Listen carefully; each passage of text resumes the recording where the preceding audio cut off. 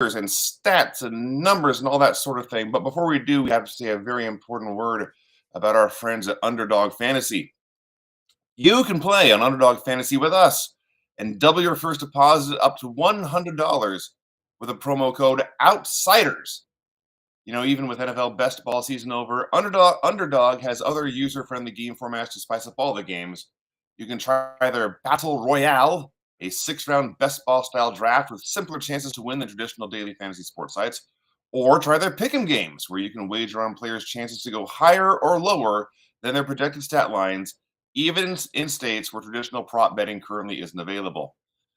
Underdog is the fastest growing fantasy site around. You can join the fun over at underdogfantasy.com or download Underdog in the App Store and use promo code OUTSIDERS now to double your first deposit up to $100. With that out of the way, we can go ahead and just jump right into this here. So one of the most intriguing things about this NFL season is that we have two teams at 5-1 that 5-1 is a great record. You'll take that win percentage. But when you look at the numbers and if you just watch them play, they don't actually feel that good. And I'm talking about the New York Giants and the Minnesota Vikings, both 5-1, both with a negative DVOA. And Brian, how do you think we kind of got to this point? It's interesting because both the Giants and Vikings have had won a lot of coin flip games to this point in the season. Their DVOAs are both about average. I mean, they're negative, but they're like single digit negative. But they both have won a lot. They've had a lot of coin flips go their way. The Giants have come back from behind in all 5 of their wins to this point. The Vikings have come from behind in 4 of their 5 wins. So there's a lot of times where the other teams are getting in their own way. And the Giants and Vikings are good enough that if other teams are beating themselves, they're more than happy to take part in that. They're more than happy to take advantage of that, which is incredible for the Giants because we all thought the Giants were going to be a disaster. We thought that the worst team in the league or close to it, and they are my first draft pick. Yeah, they are way ahead of schedule. So even if they're not quite as good as a 5-1 record would indicate, if they were 3-3 right now, which is kind of more what the deviation suggests, that'd still be great. That's still fantastic. I think the Vikings were hoping for a little more when they swapped coaches, but they are once again average, like they have been pretty much every year since the 1970s ended. They are an okay, run-of-the-mill, generic brand X football team, and they just happen to get lucky a couple times so far. It's part of this whole mixed-up year, right? First of all, parity. There's more parity than we've ever seen, right? The standard deviation of DVOA after week 6 is the lowest it's ever been. There's way more close games than there's ever been this early in the season.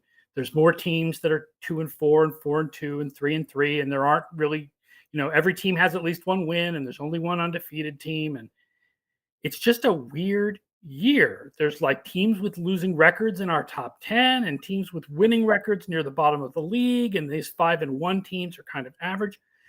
There's only 7 teams in DVOA history that have had negative ratings at 5-1, and 2 of them are playing this year. Yeah. So it's just been a really weird season. And Giants fans may ask about this because it's sort of interesting. They played a 1-possession game against the Ravens, but it wasn't really a 1-possession game, right? So Saquon Barkley at the end of the game had the ball and could have got into the end zone, and they likely would have won by 2 scores, right? There's a possibility. The reason he went down was that there's a possibility Baltimore comes back and scores, but probably they don't, and the Giants win by 2 scores. But if we added that touchdown to the Giants' DVOA, it would go up by less than a percentage point. Right. And there was a fumble at the end of the first half where Daniel Jones fumbled on the last play of the half that I didn't count as a fumble. So that kind of, the fumble that didn't count sort of neutralizes the touchdown that didn't count. So really, either way, the Giants would be negative at this point. Yeah, either way, you're looking at one play, though, 1 or 2 plays over 6 games. So it's the sample size tells us that more often than not they're playing like a below average team. But yeah, we have a table here of the worst 5-1 teams ever by DVOA, and the number one team is fascinating because it's the 1987 San Diego Chargers, and that was, of course, the strike year. And I need to clarify that 5-1 record, it does not include the replacement player games. We just threw those numbers out. So they got off to a 5-1 start with their actual guys, and then never won another game. Yeah, and even weirder, they got off to an 8-1 start, including the strikebreaker games. Yeah, the Rechargers, as they were known. Lost 6 straight at the end of the season. Yeah, the defense was in '87. The defense was playing way over their head for a few weeks in terms of like big plays and big turnovers and big moments, and that wasn't sustainable as it turned out. And old man Dan Fouts could not recover any of the magic down the stretch. But apart from the Chargers, almost all these other bad 5-1 teams still made the playoffs when all of a sudden was done. Because if you start 5-1, you only really need to go 500 the rest of the way to actually make the playoffs. It's they might be pretty wins, not fantastic wins, but they all count the same. Exactly. You have a couple of teams that got much better in the second half of the season, like the '98 Falcons. Yeah.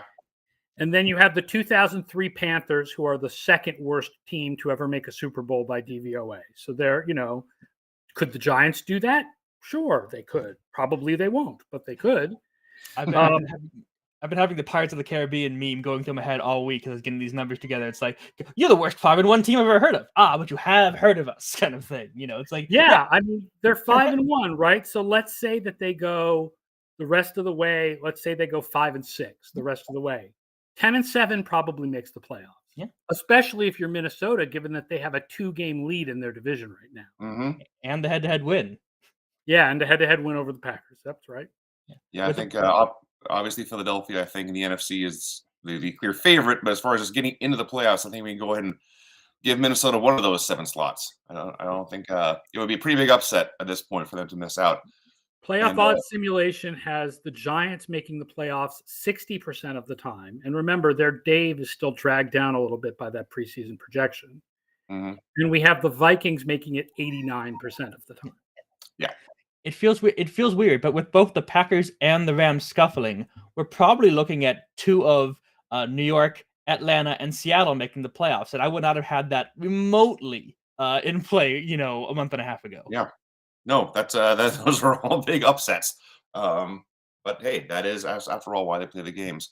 And yeah, most of these teams in this table here did end up making the playoffs in some form or fashion. The '87 Chargers did not. The 2015 Falcons did not. Started at 5-1, fell to 8-8, and fell out. But otherwise, looking at a bunch of division champions and a bunch of wildcard teams. So if you're not familiar with the Giants and Vikings, now would be a good time to start and looking at what they have done. And we have some notes here on what they have done. Daniel Jones is part of an odd little club. Brian, what can you tell us about Daniel Jones and the 10-10 club? Daniel Jones currently has a sack rate of over 10%, which is the highest in his career. And he's averaging less than 10 yards per completion, which is the lowest rate in his year. That is a very weird club to be in. It's only been done 12 times in StatHead's database, which I think only goes back to the 90s for this particular stat. It's mostly recently done by 2016 bad Jared Goff, and it's mostly done by a bunch of lower quality players and stuff like that. Because it's weird to have a bunch of short dink and dunk completions and to take a bunch of sacks. Because usually if you're taking a sack, you're holding onto the ball to get deep shots going. So I don't want Giants fans shouldn't think, oh, we're winning 5-1. Therefore, Daniel Jones is now good. That should not be. That's kind of the underlying message. They're not winning because of Daniel Jones. Daniel Jones is, I think, playing better this year overall, but I think that's because Brian Daboll has done what he did for Josh Allen originally and is creating an offense based out of all the good bits that analytics like. Lots of play action, lots of motion, all these kind of training wheel kind of offensive things. And Josh Allen grew out of needing that. I don't think that Daniel Jones is particularly growing out of needing that, but he is showing that he can perform when given these aids and these boosts. So I think Daniel Jones this year has earned himself like a spot in the league going forward as like a useful player, but he's not like, oh, well, we're fine at quarterback now. Let's move on. Yeah, it's going to be interesting to see what happens after the season, because when we were projecting them with the top pick, it was really simple. They'll get a top pick. They'll draft a top quarterback. Now it's like, what do they do with quarterback position going forward? Like Daniel Jones is definitely not the guy, but they're not going to be in position to pick a new guy. So maybe they're a really good home for some veteran who wants to leave his team, but I don't know which veteran that would be at this point. Carson Wentz got to go somewhere. Well, I think the veteran switching team thing, that candle may have burned out. The trade market may not be as hot in 2023 as it was in 2022. But yeah, like you say, it's very strange. You know, I study sack rates a lot. The average sack rate is somewhere around 6, 7, maybe 8%. 7% this year, I think. Yeah.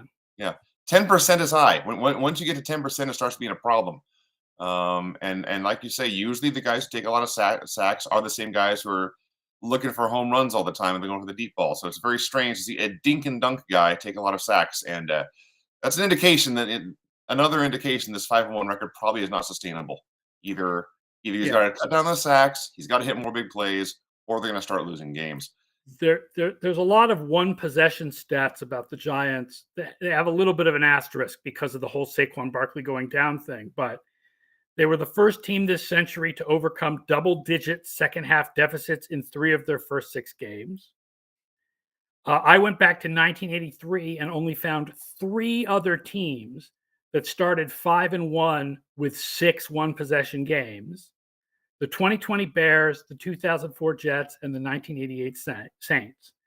And if you want to look for teams that started 5-1 with 5 one-possession wins, you actually add in the 2019 Saints, who went 13-3, but what they ended up having were a lot of wins where the other team scored a touchdown with like 15 seconds left to make it a one-possession game, but were never really in it at all. But the Giants it's clear that Vegas is smoking whatever DVOA is smoking. Like we know by now that Vegas rates teams with methods that are similar to ours, in more similar than they were when I started doing this 19 years ago, and that's for sure. And the fact that the Jaguars are favored at home, but the fact that the Jaguars at 2-4 are not only favored over the Giants, but that line has actually moved towards the Jaguars during the week. It started out as Jaguars -1.5, and now it's Jaguars -3. Shows that I wouldn't even say the Giants are overrated, because I don't think anybody is really wrongly rating them, except for maybe ESPN's power rankings, which I believe have Minnesota 4th and the Giants 5th, which is wrong. Take the pen off the gas a little bit there. Yeah, absolutely. I mean, there are Giants fans 5 should be very teams happy better with than what's going the on. yeah, Pro Football Reference has Daniel Jones credited with 4 game-winning drives already. That would have put him in the top 10 for 2021. The leader last year was Ben Roethlisberger with 7. So it's already been a hot start for New York. Yeah, the Giants, like I said, all 5 wins have been coming behind wins. Technically, the record in the season is 10, and they're already halfway there. So, yeah. Now we do have some notes here on teams that started 5-1 with a bunch of close games. The 2020 Bears, and again with Aaron's noted asterisk about one of their close games wasn't really as close as it sounds, but just to keep things simple. The 2020 Bears, 2004 Jets, and 1988 Saints. They all started 5-1 with one-possession games in all 6 of those games, and they finished 8-8, 10-6, and 10-6. So cooled off somewhat, and in case those Bears especially cooled off a lot. The 2019 Saints were 5-1 with 5 one-possession wins. They went 13-3, so they were able to carry that close game fortune forward. And then we have 2 teams that started 6-0 with 5 one-possession wins. The 2015 Broncos, who finished 12-4, and that was the Super Bowl team, right? That won the Super Bowl, yep. And the 2000 Vikings, who finished 11-5, and I think that's the team that lost to. No, they lost to the Giants by 9,000 to nothing in the NFC Championship. Right. Speaking of the Vikings, yes, Brian, tell us a little bit about how the heck the Vikings got to 5-1. They seem a little less interesting to us, in part because we didn't predict they'd be the worst team in the league, so we don't look like idiots when we talk about them. Yeah, the Vikings have gotten here mostly by not making mistakes and letting their opponents make mistakes, which is a recipe for solid football. They are second in the league with a +4 turnover differential. They're the league leaders in net penalty yards at +183. I think second place is down at like +120 too. So they're huge leaders in net penalty yards. They have these, and because they don't have penalties and because they don't turn the ball over, they have the second best starting field position on offense, the fourth best starting field position on defense. They're just not doing kind of mistakes to put themselves in bad situations, which that's all good. I don't know if the penalty yard thing is going to end up being, predictive remotely. They've only gotten flagged holding once, but from the offensive line, I believe. I believe the league leaders in defensive pass interferences called against them. So they're playing clean. They're playing, they're playing mistake free, and they're more than happy to let the Packers implode and take advantage of that when that happens. How can the Vikings be leading the league in defensive pass interferences drawn when they have not played Mathis? Right, when they haven't played Mathis from Denver yet. Maybe they do. Is that matchup coming down the line? Isn't the league leader in defensive pass interferences anybody who plays Mathis from Denver? Seems pretty much that way. I meant they've had the fewest called against them is what I meant. But yeah, absolutely right. They also haven't had the referees from that Denver. I was going to say. So that's why I was. Oh, you're leading in penalties. That seems to be a negative indicator overall. If you have that big of a gap, that tends to even out a little bit over the course of the season. I'm just going to point out this kind of flows into our second topic of the show. Those refs saved my behind last night because those DPIs are the reason why Denver stayed number 2 in defense and didn't pass Buffalo. And all the tweets I've been doing, which we're about to talk about Buffalo being number 1 in both offense and defense, and all the article I wrote for today that I wrote yesterday afternoon would have all been moot if Denver had passed Buffalo. So I'd like to thank Mathis, and I'd like to thank the referees. Remember, we don't root against your team. We root against deadlines. We have our stories done. We like those stories to continue. Yes. We root against our own errors. So, well, you mentioned those Buffalo Bills, and our numbers do match up with consensus opinion on that one. They're really good. And analysis. Yes, the Bills. Next topic. Bills are fantastic. The Bills are so for those people who are, I don't know how many people are watching this show who don't follow me on Twitter and follow Football Outsiders on Twitter and see all the stuff we've been tweeting. But if you've missed it, if you're listening to this show and you've missed it, Buffalo is number 1 in the league on both offense and defense, which is phenomenally rare. No team has done that in the middle of the season for 19 years. Since the 2003 Tampa Bay Buccaneers after week 6 of 2003. That was the last team to be number 1 on both offense and defense. So it is, they're not great historically in either way. They're actually the lowest rated offense to ever be number 1 after week 6, but they're number 1. They're the best in the league, both sides of the ball. And just for kicks, they're also 5th on special teams. I see what you did there with just for kicks. That's a very nice touch. Yeah, and they have right now, it's been a little bit wide open, but I think Josh Allen is clearly the MVP frontrunner right now. Best player on the best team. First in passing passing DR, second in DVOA behind Tua Tagovailoa, actually, which is a surprise. Third in rushing DR behind Lamar Jackson, which is not a surprise, and Taysom Hill, which is. But I'm actually looking up right now. Steve Young must have had some years where he was first in both passing and rushing DR. But other than that, I don't know if that's ever been done.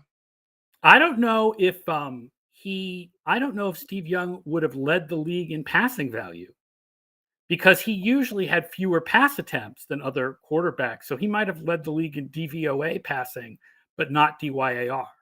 I believe that's actually correct. Yeah. Yeah.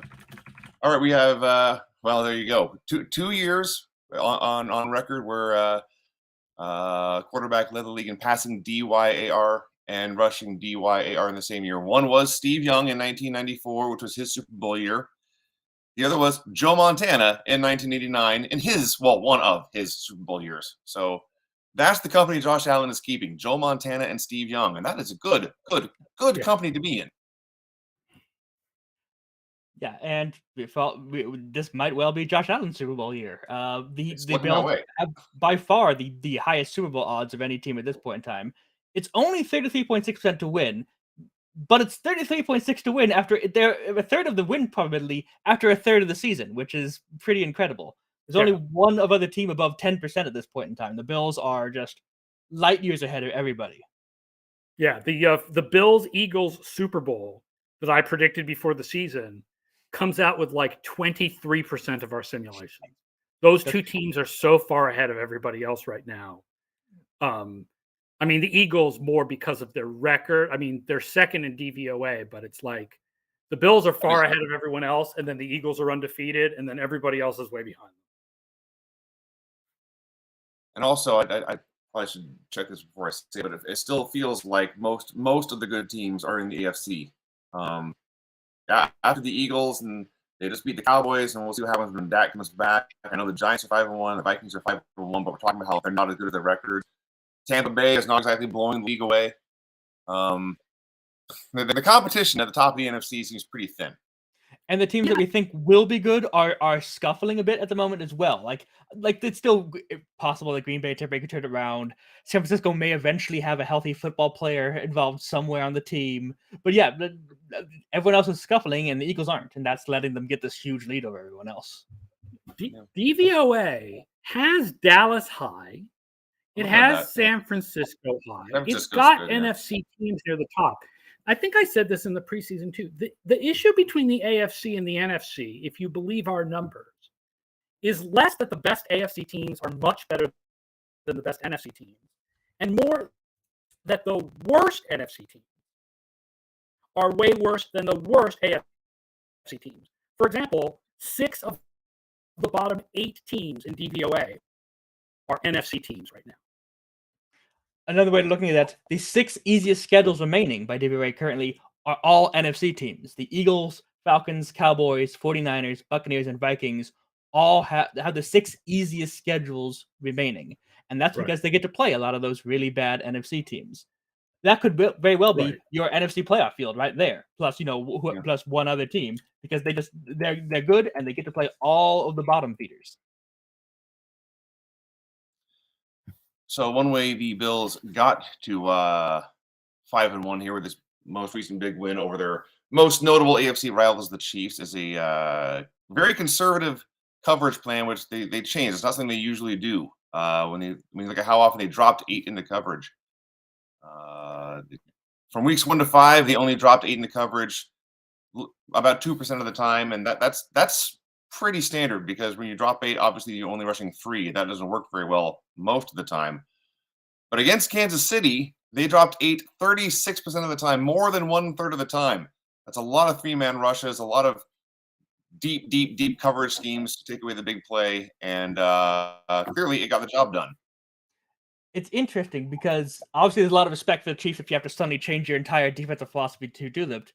But it's also a lack of respect, I think, for the Chiefs receivers, because the Bills also use a lot more man and stuff like that. They were, because obviously the Chiefs have not suffered the loss of Tyreek Hill as much as, say, the Packers have lost Devontae Adams. But when you lose Tyreek Hill, you lose the kind of speedster who can get separation on man-to-man all by himself. The Bills are basically challenging all the Chiefs receivers to beat them one-on-one across the field, and they couldn't do it. They couldn't get separation. That requires Patrick Mahomes to throw a perfect ball to get him to there. He often does because he's Patrick Mahomes, but losing Hill has taken away a lot of the Chiefs' margin for error in their receiving game. I found it very interesting to see how the Bills shifted and took advantage of that, and it'll be interesting to see how other good defenses play the Chiefs from on. I hate when people say, "Oh, they found the blueprint for beating Patrick Mahomes." That's always an over exaggeration. But I do think that the Chiefs' receivers' lack of ability to gain separation in one-on-one situations is a weakness that I think the Bills have pointed out, and I think other teams are going to exploit for the rest of the year. It's similar to what Cincinnati did against Kansas City in the playoffs last year. In the second half of that game, they were dropping 8 on like every play. So maybe it's not the blueprint to beat Mahomes, but it's the best you got. Yeah. And of course, it works a lot better when you're rushing 3, and one of those 3 is Von Miller. Yes. That helps. Yeah. I mean, tremendously. they basically signed Von Miller just to beat the Chiefs, and it worked. That doesn't happen. So, of course, the other Super Bowl favorite, as we've been discussing now for almost half hour, the 6-0 Philadelphia Eagles, highest playoff odds in the league. The last 6-0 team to miss the playoffs was the 2009 Broncos. It would be pretty historic at this point for the Eagles to collapse and get out of the playoff field entirely, especially now with 7 playoff teams in each conference. And right. And because they have the easiest remaining schedule in the league by our numbers. Hooray, AFC South. Yep. They have not. I think we've touched the second. They have not trailed in the second half. I think we discussed this paragraph here, haven't we? We've done that. No, already. we haven't talked about the second quarter Eagles. The second quarter Eagles are amazing. They are outscoring opponents 112-27. That'll do. They are first in both offensive and defensive DVOA in the second quarter. And remember, you can get these quarter by quarter splits and a lot of the other splits we're talking about in the FO Plus DVOA database with an FO Plus subscription. That is my weekly reminder to listeners to the podcast and live stream to make sure to get an FO Plus subscription. It shows you just how good the Eagles are in the second quarter, just in case you weren't sure how amazing they've been in the second quarter. And I will add, you can find that information on that by going to footballoutsiders.com/subscribe. Do it now. We have 2 other teams with a combined DVOA rating of 80% or more in one quarter. The Baltimore Ravens, 81.9% in the first quarter, minus 32.0% in the fourth quarter. That's unfortunate. That's a bad trend when you're watching a team play. Yeah. I mean, you don't want to put too much weight in the quarter by quarter things, but it is descriptive at the very least. Sure. And sometimes when you're very good early on, that's because you have a solid, like, you script your first 15 plays and those are working on. And then when you're bad late, that's weird situational football kind of things that you're feeling on. And that was kind of Greg Roman's problem in San Francisco too. The Niners would get out to a lot of hot starts. And then, if things kept being close at the end, they wouldn't always be able to finish. This is back when they had Colin Kaepernick and all those kind of things going on. And it's something we've seen before from Greg Roman offenses, but never to this extent. The fact that the Ravens have been, if the games ended at the first quarter, the Ravens would be like the best team in the league. But they don't end at the first quarter, as they found out. The Ravens are the 40th team in NFL history to have a double-digit lead at some point in all their first 6 games. 39 of those teams had a winning record after 6 weeks, and the Ravens don't. There's bad luck there, but they got to learn how to close out games. DVOA still loves them overall. They're still 3rd overall, and those quarter by quarter splits are not that predictive. Yeah. But you're right. This has been a Greg Roman problem. Like, they're not necessarily that predictive in general, but if this has been a Greg Roman problem for years, then that seems a little predictive. And the other team of note with extreme quarter splits, the Tennessee Titans, DVOA in the first quarter, combined DVOA in the first quarter, 81.5%. And then below average in each of the second, third, and fourth quarters and overtime. AFC South, baby. Gotta love it. Yeah.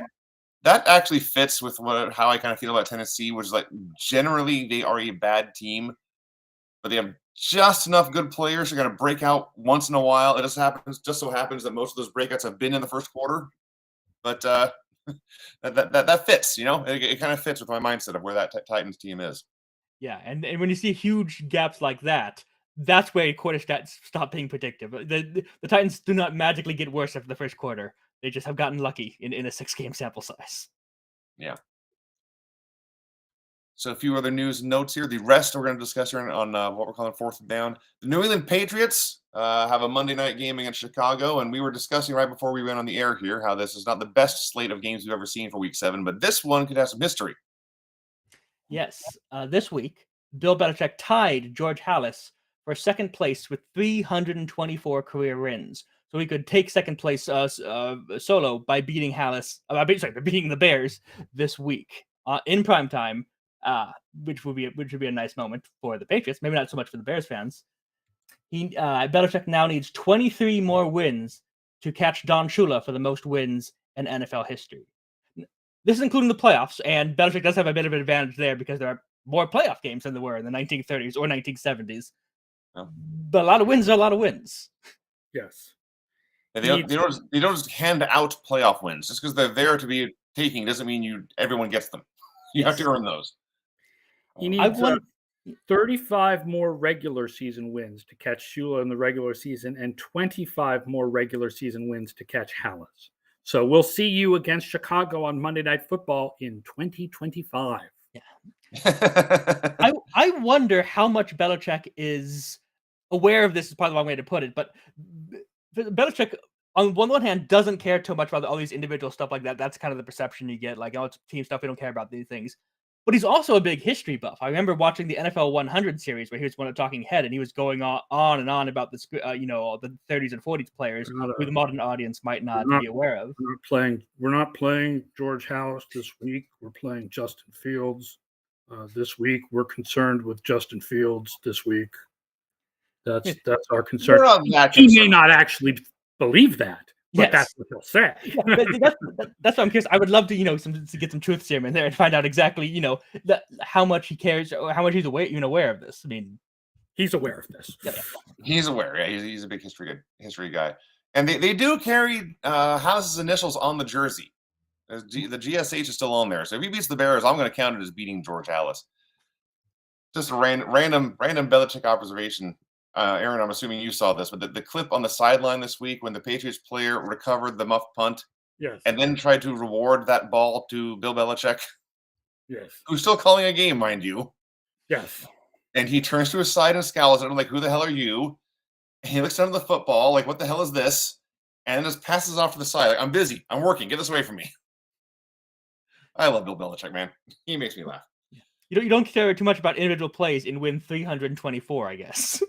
No, and while the game is still going on, this is the key. The other one of the other key to these recent Patriots wins is the play of Bailey Zappi. Very surprising rookie. I have not seen a lot of him, but I can tell you because Brian has done the research.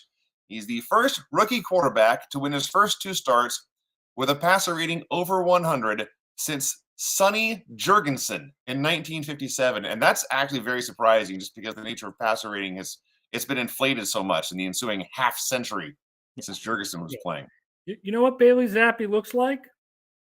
He looks like Mac Jones. Oh, in his best games last year. That's what Bailey Zappi looked like this week. Looked like Mac Jones. They look like the same guy. I mean, the quarterback controversy is nonsense, right? I mean, it's going to be Jones as soon as he's healthy. There's a whole. First of all, Jones has the higher pedigree. Second of all, there's a whole season of Jones doing this. Yes, there's basically one game. Like Zappi was, like they won 2 weeks ago, but Zappi wasn't particularly good. There's 1 week of Zappi being really good.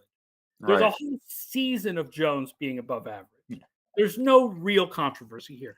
This isn't like Belichick and Brady, and Bledsoe and Brady, where Belichick always, like the reports afterwards said, Belichick never quite felt comfortable with Bledsoe and always felt like Brady was underrated and was kind of looking for a way to get past Bledsoe. That's not what's going on. Jones is his guy.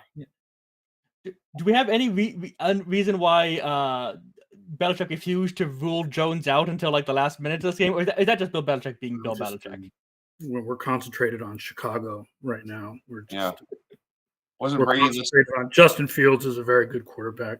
Chicago is very good in the kicking game. They have good rookies on defense. We're concentrated on Chicago right now. I'm not going to answer that question. Wasn't Brady listed like probable with a shoulder injury for like 5 straight years? Yeah, we're not going to answer that question. Let's talk about Chicago. We're concentrated on Chicago right now. Well, another player on another team, wildly different player, wildly different teams, actually. Robbie Anderson.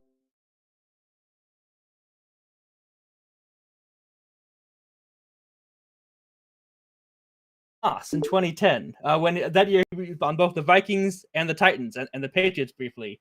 And both the Vikings and Titans got rid of their coaches, Brad Childress and Jeff Fisher. So this is just one of many ways Robbie Anderson is like Randy Moss. They both play football. They're wide receivers. They're both deep threats of various degrees of quality. Unusual hairstyles. Yeah. They have problems with their head coaches, apparently. Yeah, so many ways are the same. Journeymen, both played for several teams. Yeah. For various reasons. So this is part of a whole section we wrote down here of next guys. Yeah. Is Randy Moss the next? And we understand that there may have been a blip in the show, and we apologize for the blip in the show. Is Robbie Anderson the next Randy Moss getting coaches fired? Is Tyreek Hill the next Calvin Johnson? Who wants to take that one? I'll go for it. Tyreek Hill is currently on pace to break the single season receiving record mark. He's on pace for 1,986 receiving yards, which would beat 2012 Calvin Johnson at 1964. It helps that Hill has a 17th game on the schedule, but still, it's hard to be this far ahead of pace through a third of the season. The last player to be on pace to break the receiving record after 6 games was Wes Welker in 2011. So and Hill's doing this with a rather motley crew at quarterback. Thank you. Johnson had Matthew Stafford all year long. Let's see, it's Tua Tagovailoa, it's Teddy Bridgewater, and it's Skylar Thompson. I always forget. Skylar Thompson. Yeah. That is, it's not exactly Patrick Mahomes throwing him the ball anymore. So it's impressive that Hill is doing what he's doing with what's surrounding him. Yeah, I think that's the most impressive part of it to me is that, Tua is number 1 in DVOA, and we'll see what happens this week and going forward. I don't think we expect him to finish in that position, but no. Teddy Bridgewater, we know, is a known commodity as a, God bless him, a mediocre NFL quarterback, and Skylar Thompson is an unknown for a reason. But through it all, Tyreek Hill just keeps producing. And he's one of the top receivers in quick reads again this week. He's in the top 5 still in overall DYAR and I think DVOA. And he's number 1. He's tied with Stephon Diggs, number 1 among receivers. Even better then. And that's showing why Miami went out to get him and why he has made such a difference for their roster. Yeah. I like the next note here. Is Tariq Woolen the next Brandon Browner? Tariq Woolen is the first rookie to have an interception in 4 consecutive games since Brandon Browner in 2011. I'm going to put a little bit of an asterisk on that. I don't consider 2011 Brandon Browner a rookie because he had played in the CFL for a few years before that. Mm-hmm. But my next Brandon Browner is that kid Mathis from last night. Because Brandon Browner also led the NFL in penalties for years. Yes. And did you see the kid Mathis last night? He's not having. Well, why didn't they just throw at him every single play? They did. He slapped it away. There was like a fourth and goal. You got the 4th down stop. I remember that. Yeah.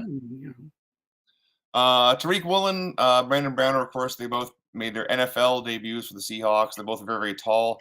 Tariq is much faster, a physical freak, and we'll see. The Seahawks corner rotation has been kind of nebulous. They're still swapping guys in and out. Like they're still trying to figure out who the starting lineup is.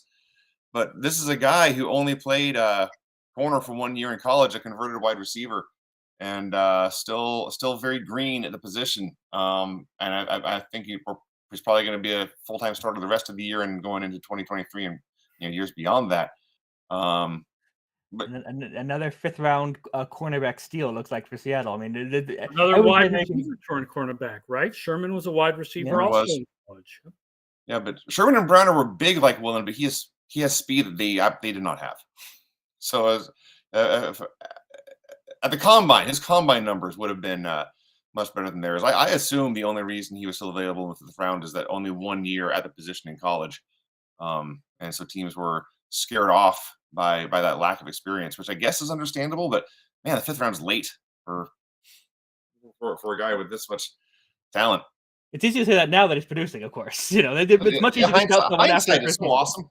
Yeah, I don't know why more teams don't wait 6 weeks in the season to make their draft picks. Our next one is whether Marcus Mariota is the next Walter Payton. No, I both love and hate this record. There have been 2 players in NFL history with 2 passing touchdowns, 1 or fewer incompletions, 50 rushing yards, and 1 rushing touchdown all in the same game. One was Walter Payton in 1983, because there are periods in the 80s where Walter Payton was, in fact, the Bears' best quarterback. Yep. And the other was Marcus Mariota this week against what was left of the San Francisco 49ers defense. He had 1 incomplete pass, which is astounding. This next note here is even more impressive to me. This is the list of quarterbacks who have 3 or more games with more passing touchdowns than incompletions. Peyton Manning, Tom Brady, Drew Brees, Ben Roethlisberger, Kurt Warner, and Marcus Mariota. I have no explanation. I have one little hint, weird thing, and this actually did happen again, even in this win over San Francisco. He has a tendency to, if there's nobody open, he'll just take a sack, because there was a trend. I wrote about this many years ago when he was still in Tennessee, but there was a trend for a lot of quarterbacks to have more sacks than incompletions, and he was the flag bearer. So if there's nobody wide open, he will take a sack or try to scramble. He does not throw a lot of incompletions, but his sack rate is sky high. He's up around that 10% level we were talking about earlier. Yeah, and it's hard because I've been hearing from Falcons fans about how great Mariota was in that game, and I've been hearing from 49ers fans about they had no one on defense, so it shouldn't count. And there's a happy medium somewhere in there for how much credit to give. I don't know about shouldn't count, but they had no one on defense. Yeah. They said that, like, it doesn't matter how good the Falcons did, because Niners had no one there. There's a happy middle ground for credit somewhere in this category, because the Falcons had an amazing game plan. They took advantage. They noticed the Niners had no one players there and ran straight at them. Yeah, and you have to give credit where credit is due. There are a lot of teams which wouldn't figure that out until about halfway through a game. I like the Falcons. They're fun. The 49ers have a lot of injury issues. Who could have ever seen such a circumstance happening? It's an even-numbered year. It's bound to happen. Unprecedented. All right, I'm not buying Marcus Mariota as the next Walter Payton, but I will absolutely buy Patrick Mahomes as the next Dan Marino. Yes, Mahomes now has the most games with 300 or more passing yards in his first 6 seasons. Passing Dan Marino. He's 28 behind Marino for most passing touchdowns in the first 6 seasons. And of course, for Mahomes, that's basically 5 seasons, actually 4.5 seasons, since he only played 1 game his rookie year, and we've only played 6 games so far this year. So Patrick Mahomes is good. Yeah. It's very, very good. Very good. Monday Night Football, the next Thursday Night Football. Yeah. That Monday night game is, I'll give it this. It was better than most of the primetime games we've gotten from the Denver Broncos so far this season. They're close. They're not blowouts. You never know what's going to happen next. Yeah, Justin Herbert, the second quarterback since 1950 with 55-plus passing attempts and no passing touchdowns in a win. The only other one to do it was 1999 Warren Moon in the peak of the run and shoot and not much else Oilers. Yeah, 91 Warren Moon. Yeah, and just that's 30 years ago for those of you who can't count. It's a long time. There were 147 combined penalty yards in the first half alone on Monday night. It's the most combined penalty yards in any first half since 2018. This is the game. I don't want to say it was unwatchable because it was close, but there were a lot of flags. In overtime, they flashed up the usual disclaimer, next team to score wins, and that just felt like a taunt because they game was won on a muffed punt. Yeah, that game ties. Without that muffed punt, that game ends in a tie. There were no first downs. In the Football Outsiders Discord, there was a poor guy in the fantasy section who said that they were gutted when the overtime because their opponents had both Russell Wilson and the Broncos kicker McManus, and they were only up by 0.2 points. So 1 passing yard from Russell Wilson, they would have lost the game. They won the game. Yep. That overtime, I mean, it was an incredible amount of incompetence on both sides. This was the division we expected to be setting all kinds of records and be smashing into each other week after week after week. And it's just been awful. One example, we love Brandon Staley for fourth downs. Mm-hmm. But Brandon Staley makes some dumb moves. It's not necessarily Staley's moves, honestly. Joe Lombardi has a terribly designed offense. The end of the first half, I don't know whether this is a Staley decision or a Lombardi decision, but they threw a pass on 3rd and long when Denver had no timeouts left, instead of running a draw that would have taken it down to a field goal attempt to end the half. And as a result, they kicked a field goal, but Denver got the ball back with 40 seconds. And guess what Denver did? They got the ball in position to kick a field goal. Like, that one decision cost them 3 points. They got in position to score a touchdown. Yeah, right. They can deliver, but yes. The long pass almost cost them net minus 4 points. Yeah, at the end of the regulation too, they got the ball back with 1:51, I think, left, and all 3 timeouts. On their 25, they didn't use a single timeout. They moved 25 yards in 1:50. There is more to coaching than just fourth down decisions, and I love Staley for the fourth down stuff. But man, some of the other stuff that team does. Patrick Seeley says in the comments that Herbert is the only top 5 quarterback who won't make the playoffs in his first 3 years, and then he's overrated. First of all, they're 4-2. I wouldn't say that they're not going to make the playoffs. So I'm sorry, I'm still a Herbert stan. I blame this on that team. That team first of all, they need Keenan Allen back. Yeah. Second of all, they need a field stretcher.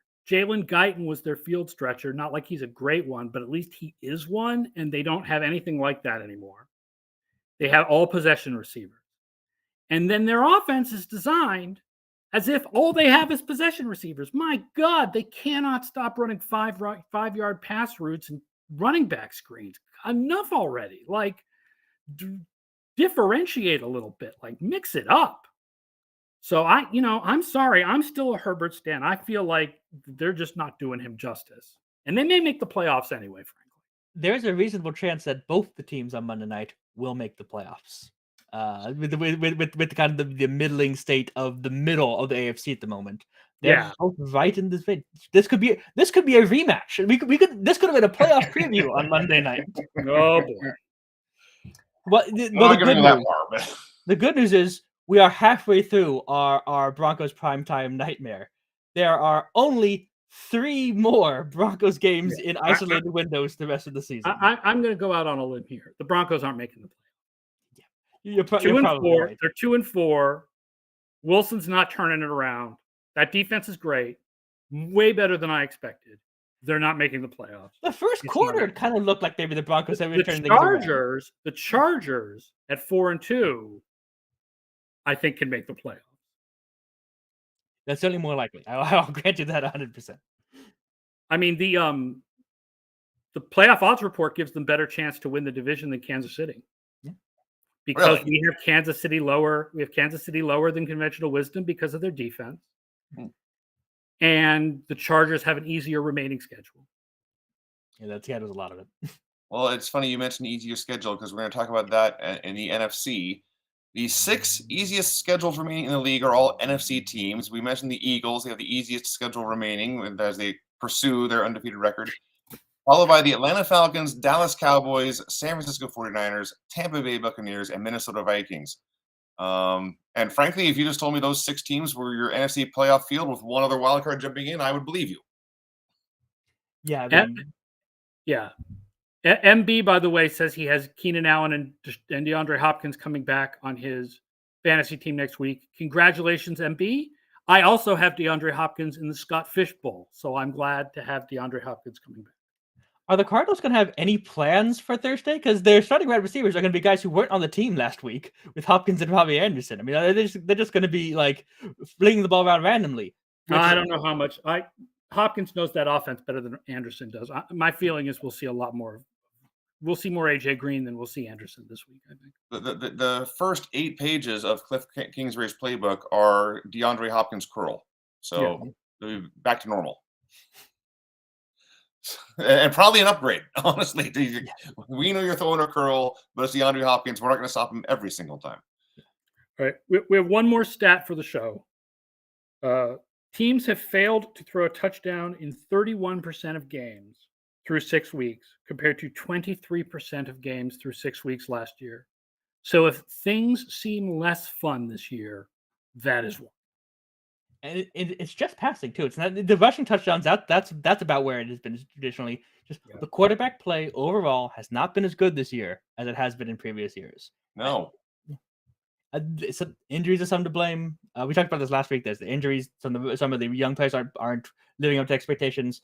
It's also just random fluctuations. I think things will get better soon. I can only hope so. But yeah, scoring's down because passing is down. I like passing. I like scoring. Please have more. Chicks dig the long ball. Well, that is going to do it for us here on the FO Data Show. But I wanted to once again mention our friends at Underdog Fantasy and remind you all that you can play on Underdog Fantasy with us and double your first deposit up to $100 with the promo code OUTSIDERS.